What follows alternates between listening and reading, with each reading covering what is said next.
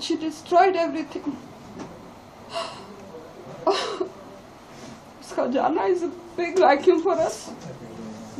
Social media पर आपने ट्विशा शर्मा की खबर जरूर देखी होगी, लेकिन मैं आपको शुरू से बताता हूं कि आखिर क्या हुआ, कैसे हुआ और अब तक इस मामले में क्या क्या अपडेट सामने आए हैं। एक रिटायर्ड जज की बहू, एक बड़े वकील की पत्नी और शादी के सिर्फ 5 महीने बाद मौत। लेकिन कहानी सिर्फ इतनी ही नहीं है, क्योंकि लड़की के घर वाले कह रहे हैं ये हत्या है। ससुराल वालों का कहना है वो मानसिक रूप से बीमार थी। अब सवाल ये है, सच कौन बोल रहा है? नोएडा की रहने वाली 31 साल की ट्विशा शर्मा भोपाल में अपने ससुराल में फांसी के फंदे से लटकी मिली। समाचार एजेंसी पीटीआई के मुताबिक ट्विशा का शव मंगलवार रात भोपाल के कटारा हिल्स इलाके में मिला था। ट्विशा एक रिटायर्ड जज की बहू थी।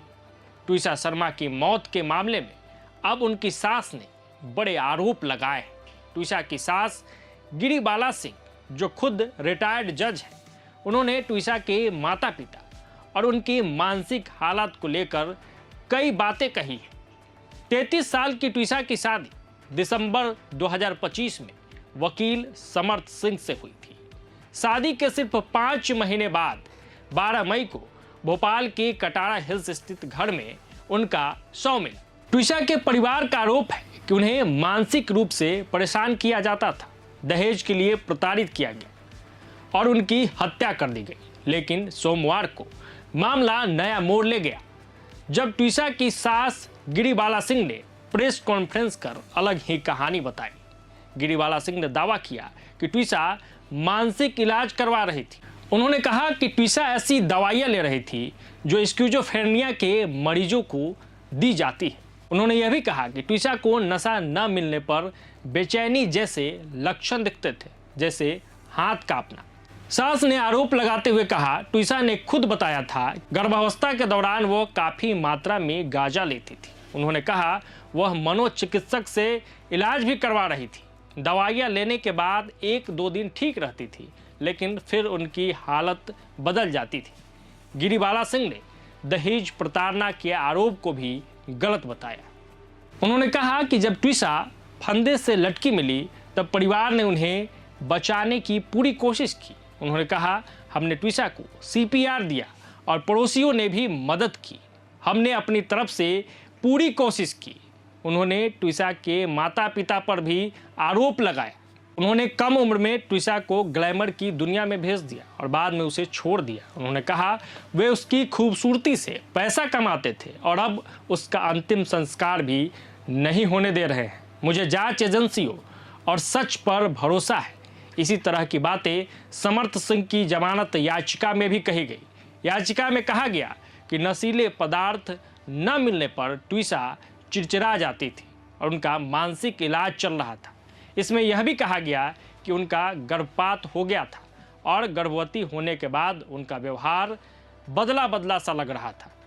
भोपाल की एक अदालत ने पहले गिरिबाला सिंह को अग्रिम जमानत दे दी थी। वहीं समर्थ सिंह की जमानत याचिका पर अदालत ने फैसला सुरक्षित रख लिया है। समर्थ अभी भी फरार बताए जा रहे हैं। पुलिस ने कहा कि उन्हें पकड़ने के लिए 6 टीमें बनाई गई है और जानकारी देने वाले को 10,000 रुपये का इनाम दिया जाएगा। ANI से बात करते हुए सहायक पुलिस आयुक्त रजनीश कश्यप कौल ने कहा कि पुलिस ने पासपोर्ट ऑफिस से भी संपर्क किया ताकि आरोपी देश छोड़कर भाग न सके। उन्होंने कहा कि समर्थ सिंह को पकड़ने के लिए कई टीमें लगी हुई हैं।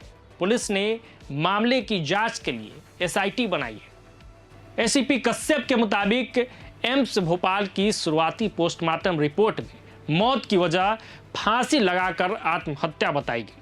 उन्होंने कहा कि अभी तक पोस्टमार्टम रिपोर्ट में ड्रग्स लेने जैसी कोई बात सामने नहीं आई है। उन्होंने PTI से कहा जमानत याचिका में ट्विशा के ड्रग्स लेने की बात कही गई है, लेकिन पुलिस FIR के आधार पर निष्पक्ष जांच कर रही है।